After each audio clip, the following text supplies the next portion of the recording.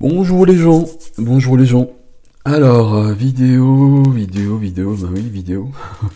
Alors je dis vidéo parce qu'en fait je suis en train de recommencer, parce que j'avais pas appuyé sur vidéo justement, donc ça l'a pas trop fait. Et ben je vais recommencer la guidance pour le vendredi 4 juin, donc pour autant je ne connais toujours pas la date. Vendredi 4 juin, donc les amis qui sont avec nous, on a toujours Zadkiel, la flamme violette, la liberté, la victoire. On a Kuan Yin qui est là. Kuan Yin qui parle de compassion. Compassion pour soi, pour les autres, pour tout, pour la planète, pour les animaux, pour tous les règnes. Et notre ami Jérémiel, Jérémiel même, euh, qui peut nous aider sur les notions de pardon pour passer à autre chose et pour... quand on a un souci, entre guillemets, avec quelqu'un, on peut appeler Jérémiel pour faire des démarches, pour alléger les choses. Et là, il y avait un gros travail au mois de mai sur ça, on l'a eu plusieurs fois, avec notamment notre petit oracle des couleurs que nous avions. Donc c'est Jérémiel qui peut nous aider là-dessus.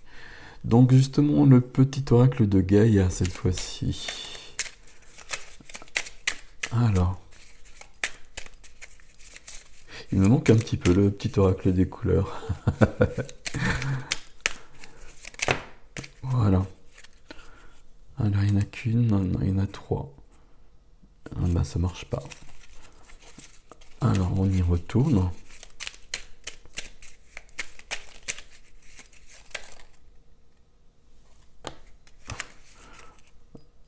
Ah, donc, celle-ci aussi, je crois. Les deux sont bonnes. D'accord. Alors, joue, retrouve le plaisir du jeu et de l'humour. Dédramatise, ris de toi, ris de la vie aussi, et prends tout avec légèreté et détachement.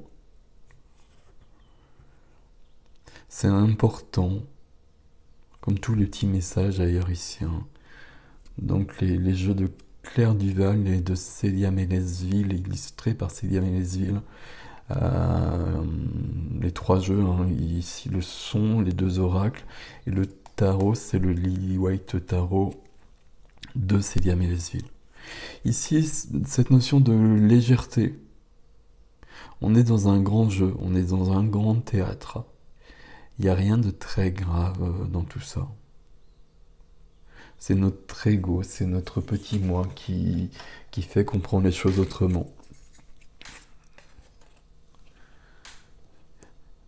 Et donc c'est bien ce message pour recadrer vraiment la situation parfois. Ok, et ici, agis dans ta vie de tous les jours. La lumière se révèle dans les petites actions du quotidien. Cherche à incarner tes valeurs à chaque moment de ton existence. Je vous laisse lire le texte. Il n'y a pas besoin de sauver le monde. Il y a besoin d'être aligné. Il y a besoin d'être dans la compassion, d'être dans l'amour, surtout d'être dans la lumière. Et de poser des petites actions. Je pense aussi qu'il y a besoin de, chaque jour, de consacrer un temps. Et ça s'appelle vraiment la consécration d'ailleurs. Aux autres. Pour aider les autres, pour aider la planète, pour aider les animaux, pour aider peu importe, pour aider sa famille, mais quelque chose de très désintéressé pour qu'on puisse vraiment avancer sur cette nouvelle terre. Et si on est nombreux à le faire, ça fait bouger les choses.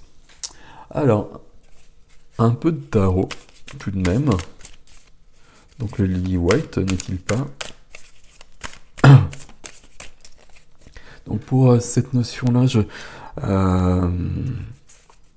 vous avais dit que je mettrais la prière pour Marie dans l'onglet communauté. L'onglet communauté, il se trouve... je crois qu'on ne le trouve pas partout en fait. sur un ordinateur, on le trouve hein, sur la page YouTube. Je sais pas, sur un téléphone aussi, normalement. C'est un autre onglet à côté des vidéos. Mais de toute façon, j'essaierai de le mettre aussi sur la page Facebook et sur Instagram.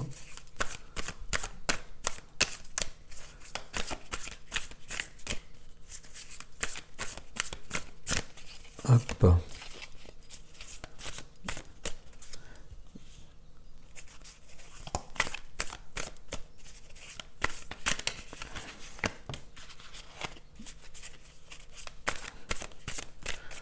Alors, on est dans des bâtons.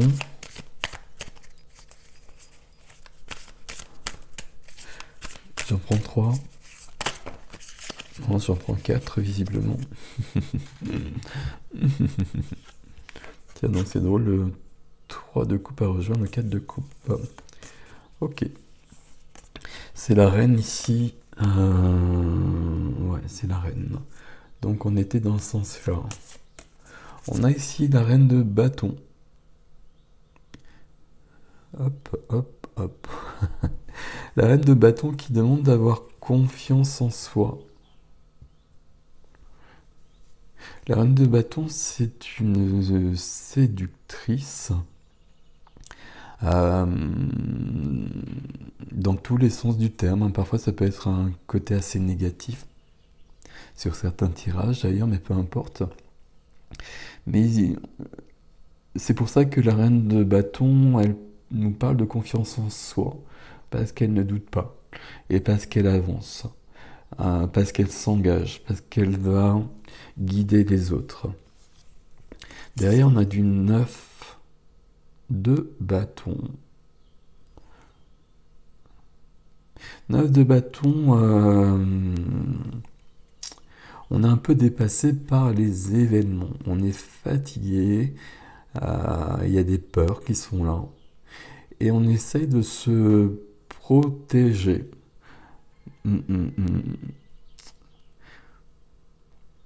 On essaie de se préparer.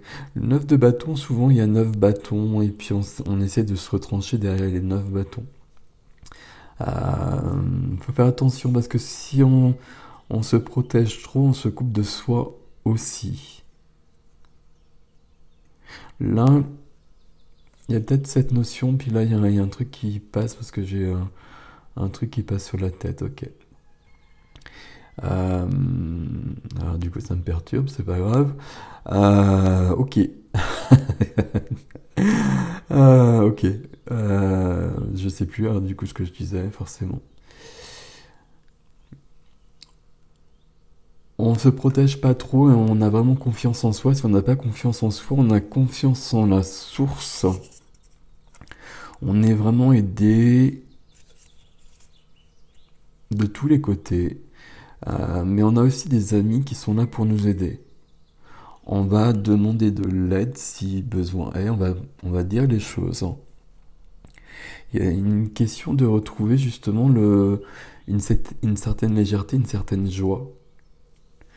Et de sortir d'une notion où on n'est pas très épanoui. On est un peu dans une notion d'ennui. Et on a beaucoup de ressources qu'on n'utilise pas et qui nous permettraient de changer notre vie. Sauf qu'on ne les voit plus. Alors peut-être parce qu'il y a cette notion de fatigue.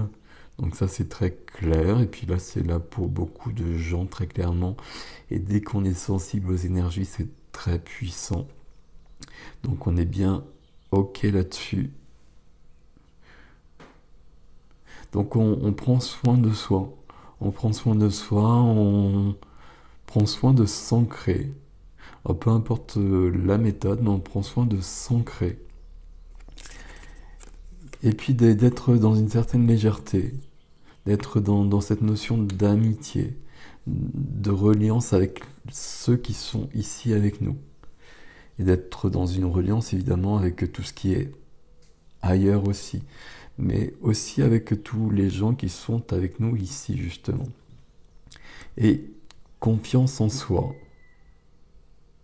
Même si, bon, cette carte-là nous dit que c'est pas si simple que ça. Confiance en soi, on va y arriver. On y est, c'est pas qu'on va y arriver, c'est que tout est déjà en place. Et tout est déjà parfait. Ok. Je les mets comme ça, vous ne les voyez absolument pas. C'est formidable. Alors. Message de guérison. Message de guérison de l'Égypte ancienne.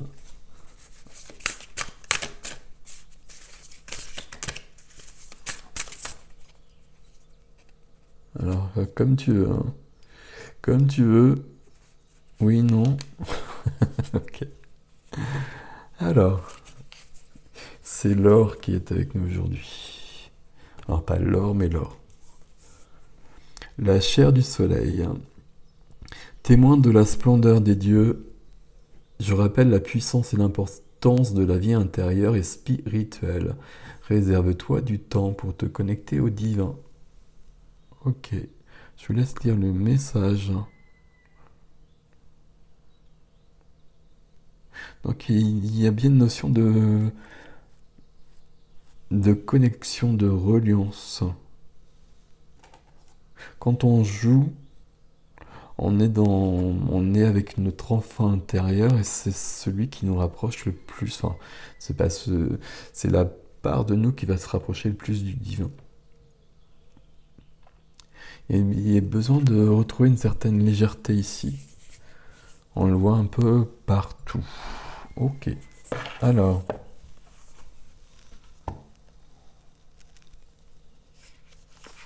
Donc un petit message, mais c'est pas un petit message, c'est un texte sur le plaisir.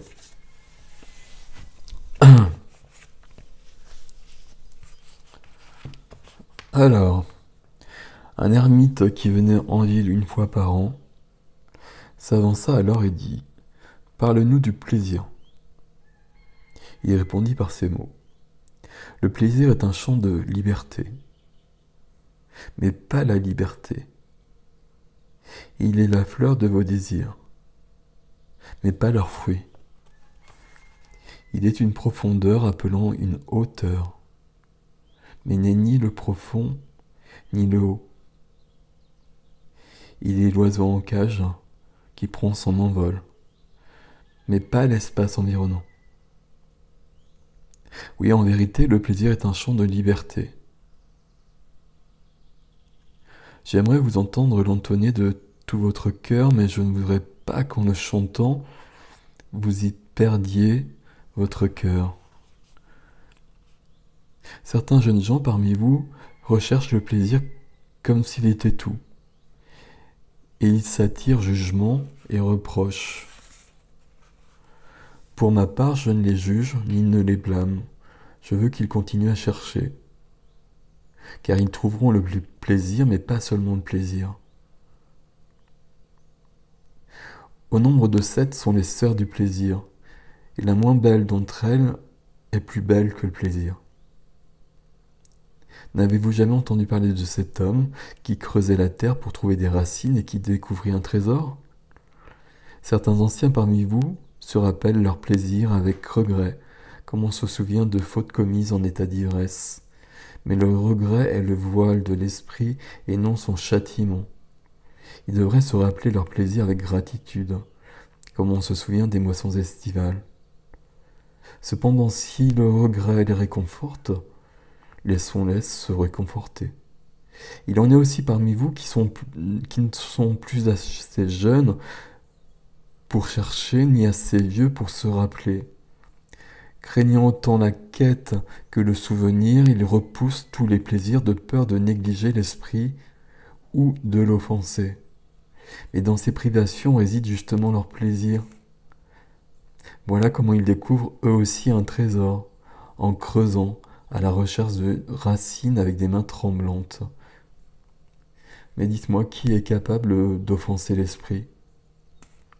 Le rossignol offense-t-il la nuit sereine ou la luciole les étoiles ? Votre flamme ou votre fumée alourdit-elle le vent ? Pensez-vous que l'esprit est une mare stagnante qu'on peut agiter avec un bâton? Souvent, en vous refusant un plaisir, vous ne faites qu'engranger le désir dans les remises de votre être. Qui sait si ce qui est étouffé aujourd'hui ne ressurgira pas demain? Même votre corps connaît son héritage et ne se laissera pas flouer de ses besoins légitimes. Votre corps est la harpe de votre âme, et il vous appartient d'en tirer une douce musique ou une cacophonie. À présent, vous vous demandiez dans votre cœur comment distinguer ce qui est bon dans le plaisir de ce qui ne l'est pas. Rejoignez vos champs et vos jardins, et vous apprendrez que le plaisir de l'abeille consiste à récolter son miel dans la fleur, mais que le plaisir de la fleur consiste à offrir son miel à l'abeille. Car pour l'abeille, la fleur est une fontaine de vie, et pour la fleur, l'abeille est une messagère d'amour. Et pour l'une comme pour l'autre, donner et recevoir le plaisir sont un besoin et une extase. Peuple d'Orphalaise, soyez dans vos plaisirs comme la fleur et l'abeille. Voilà. Prendre soin de soi, être dans le plaisir, partager, donner, recevoir. Donner et recevoir. En équilibre. Voilà les gens pour cette journée et une bonne journée. Je vous souhaite à bientôt. Salut!